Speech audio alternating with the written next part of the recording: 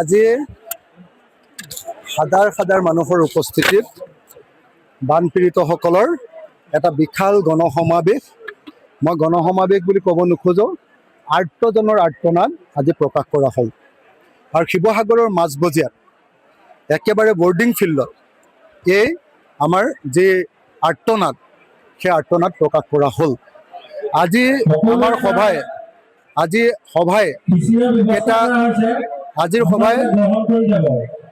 আজিৰ সভাই লোৱা প্ৰস্তাৱকেইটা হ'ল, অহা ২৭ তাৰিখৰ ৰাতি ১২ বজাৰ ভিতৰত আমাৰ সকলোৰে একাউণ্টত পইচা দিব লাগিব ১৫,০০০ টকাটো, নহ'লে ২৮ তাৰিখৰ দিনা DC অফিচ ঘেৰাও কৰা হ'ব। ২৮ৰ পৰা আমি ৩০ তাৰিখলৈকে ৰ'ম। যদি ৩০ তাৰিখৰ ভিতৰত নোসোমায় তেতিয়াহ'লে আমি অসমৰ মুখ্যমন্ত্ৰীৰ কাৰ্যালয়লৈ ইয়াৰ পৰা যাম।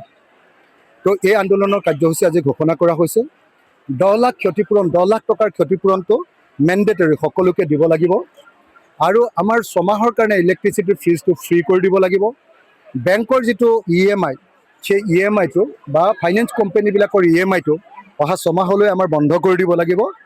আৰু প্ৰত্যেকটো পৰিয়ালক চৰকাৰী যিবিলাক ঘৰ ভাগি গৈছে তেওঁলোকক এটা এটা চৰকাৰী ঘৰ দিব লাগিব। এই দাবীৰ ভিত্তিত আজিৰ এই গণসমাৱেশ সামৰণি পৰিছে। আৰু অহা ছেপ্টেম্বৰ মাহৰ পৰা ধাৰাবাহিকভাৱে যদি এই কামকেইটা নহয় তেতিয়াহ'লে দিছপুৰত গৈ আন্দোলনৰ কাৰ্যসূচী আপোনালোকে দেখিবলৈ পাব। আজি হাজাৰ হাজাৰ মানুহৰ উপস্থিতিত বানপীড়িতসকলৰ এটা বিশাল গণসমাৱেশ, মই গণসমাৱেশ বুলি ক'ব নোখোজোঁ, আৰ্তজনৰ আৰ্তনাদ আজি প্ৰকাশ কৰা হ'ল। আৰু শিৱসাগৰৰ মাজমজিয়াত একেবাৰে বৰ্ডিং ফিল্ডত এই আমাৰ যি আৰ্তনাদ, সেই আৰ্তনাদ প্ৰকাশ কৰা হ'ল।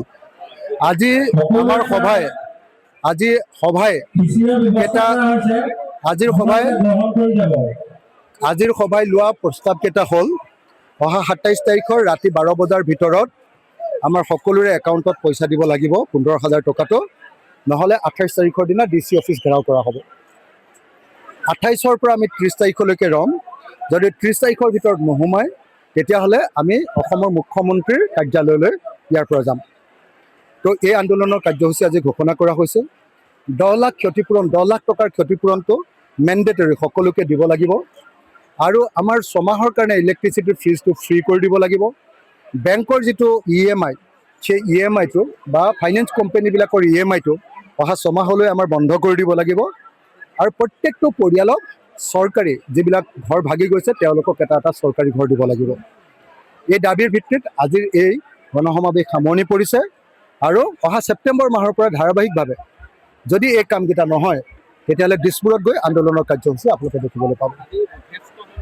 আজি হাজাৰ হাজাৰ মানুহৰ উপস্থিতিত বানপীড়িতসকলৰ এটা বিশাল গণসমাৱেশ, মই গণসমাৱেশ বুলি ক'ব নোখোজোঁ, আৰ্তজনৰ আৰ্তনাদ আজি প্ৰকাশ কৰা হ'ল।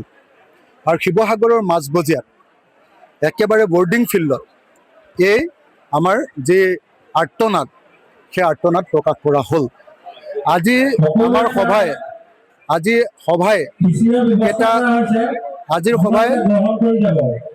আজিৰ সভাই লোৱা প্ৰস্তাৱকেইটা হ'ল, অহা ২৭ তাৰিখৰ ৰাতি ১২ বজাৰ ভিতৰত আমাৰ সকলোৰে একাউণ্টত পইচা দিব লাগিব ১৫,০০০ টকাটো, নহ'লে ২৮ তাৰিখৰ দিনা DC অফিচ ঘেৰাও কৰা হ'ব। ২৮ৰ পৰা আমি ৩০ তাৰিখলৈকে ৰ'ম। যদি ৩০ তাৰিখৰ ভিতৰত নোসোমায় তেতিয়াহ'লে আমি অসমৰ মুখ্যমন্ত্ৰীৰ কাৰ্যালয়লৈ ইয়াৰ পৰা যাম। তো এই আন্দোলনৰ কাৰ্যসূচী আজি ঘোষণা কৰা হৈছে। ১০ লাখ ক্ষতিপূৰণ, 10 লাখ টকাৰ ক্ষতিপূৰণটো মেণ্ডেটৰী, সকলোকে দিব লাগিব। আৰু আমাৰ ছমাহৰ কাৰণে ইলেক্ট্ৰিচিটিৰ ফিজটো ফ্ৰী কৰি দিব লাগিব।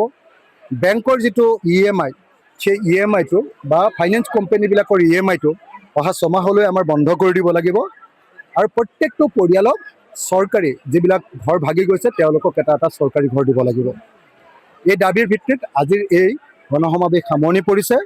আৰু অহা ছেপ্টেম্বৰ মাহৰ পৰা ধাৰাবাহিকভাৱে যদি এই কামকেইটা নহয় তেতিয়াহ'লে দিছপুৰত গৈ আন্দোলনৰ কাৰ্যসূচী আপোনালোকে দেখিবলৈ পাব।